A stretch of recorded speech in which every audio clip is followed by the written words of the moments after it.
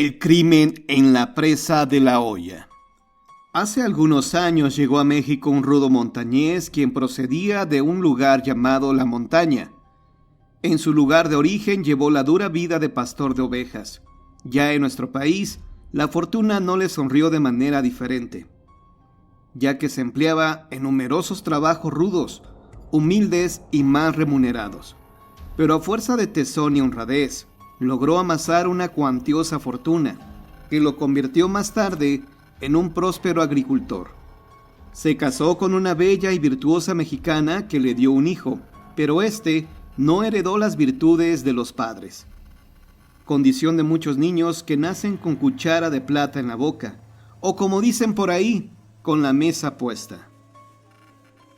Así fue Gaspar, rudo y egoísta, aunque por fortuna sus padres no alcanzaron a advertir sus defectos, porque fallecieron en una epidemia de tifo, cuando el menor era todavía muy pequeño. Ya de adulto, conquistó el amor de una hermosa mujer española llamada Isabel, hija de honrados y acaudalados comerciantes. La joven era tan bella que se podría pensar que la esculpieron los mismos ángeles, o que dentro de las reparticiones de dones y gracias, llegó ella primero. Por desgracia, el agreste Gaspar no era para estimar el tesoro que le había caído en las manos. En un principio, durante el placentero periodo de la luna de miel, se mostró meloso, pero pronto se fueron aplacando tales ardores. Fue despojándose de la piel de oveja y manifestándose el lobo que la cubría. Surgió entonces el bronco hombre. Carecía de comprensión y por más que ella se esforzaba, esbozando una gentil sonrisa, él le respondía con desdén. Un día, al llegar Gaspar, salió a recibirlo gozosa con un beso y con un gesto de infantil travesura le dijo: «Voy a darte una sorpresa. Estoy segura que te relames con este filete de res con ciruelas que preparé». ¿A eso le llamas banquete de príncipes?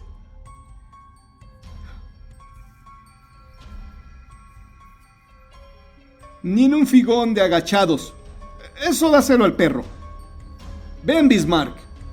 Y le arrojó al perro esos manjares que Isabel había elaborado con tanto esmero y cariño. Ella volvió el rostro y se retiró sollozando. «Sabes, no me gustan las escenitas en mi casa». Y azotando la puerta, salió farfullando maldiciones. La pareja jamás volvió a recuperar la paz hogareña, a pesar de que vivían en una bella casa cuyas 4 paredes podían causar grandes envidias entre los vecinos.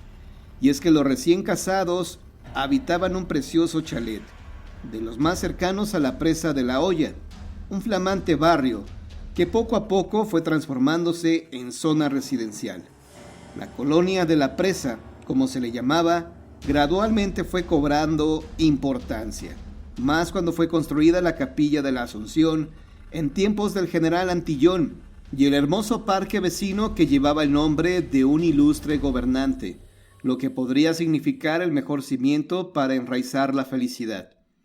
Pero aquel desdichado matrimonio no podía conciliar ni siquiera una conversación con serenidad. ¿Cuánta paz le hubiera aportado un lazo de unión? Un niño en quien se unieran y conjugaran sus desvelos, su cariño, que unánimes ligaran sus preocupaciones y satisfacciones, que valiera para templar el rigor de aquella fiera, dulcificando aquella satánica agresividad. Pero corrían los tiempos y el anhelado envío de la cigüeña no llegaba. Lo más probable es que la esterilidad procediera de él, de su vida colmada en excesos y vicios, pero como era su costumbre, descargó su ira sobre su esposa, a quien culpaba de infecunda. Siempre que Gaspar se molestaba, la llamaba infecunda, reclamo que convirtió en estribillo con el que la martilleaba a toda hora, aumentando el caudal de penas de la infeliz esposa. El despotismo del varón creció de tal manera que le echó en cara la necesidad de buscarse una amante, a la que encontró a la brevedad. El segundo frente de Gaspar, como vulgarmente se le llamaba, era una mujer de vicios, a quien llenó de obsequios e instaló en una regia residencia, para la cual gastó parte de su fortuna y la de su esposa, pues en aquella época las mujeres solo podían casarse con hombres adinerados, si el padre de éstas les entregaba una dote considerable. Así, llegó un momento en que la esposa de Gaspar se convirtió en un estorbo para él, y sucedió que una noche de luna llena entró éste en la cocina y habló con la servidumbre. Luego se dirigió a su esposa, tratándola con inesperado mimo. Le habló de arrepentimiento y, para sellar su reconciliación, la invitó a dar un paseo para admirar las obras que por aquellas fechas estaba construyendo el arquitecto don Luis Long. Fue tan sorpresivo su cambio que Isabel había perdido la costumbre de ser tratada de ese modo y no sabía qué actitud tomar. Pero gustosa accedió, y si alguien lo hubiera visto no lo hubiera creído. La pareja caminaba tomados de la mano como novios quinceañeros. En una explosión de alegría, jugando con ella, la tomó en sus brazos. Isabel estaba feliz, reía caudalosamente. Gaspar había buscado un sitio donde el bordo era más bajo, y de pronto la arrojó a la presa. Se oyó un grito espantoso invocando a Dios, un chapoteo en el agua, al que siguieron unos círculos que fueron ensanchándose. Después, la paz volvió a reinar en aquella noche idílica. Gaspar volvió serenamente a su casa. Había contado a la servidumbre que su señora había salido de viaje, que iba a España y que tardaría en regresar. Pocos días después, flotó el cadáver. Los periódicos locales, El Barretero y La Opinión Libre, que en ese tiempo eran populares, hicieron referencias del suceso. Las autoridades tomaron cartas en el asunto, pero Gaspar se fingió inconsolable víctima.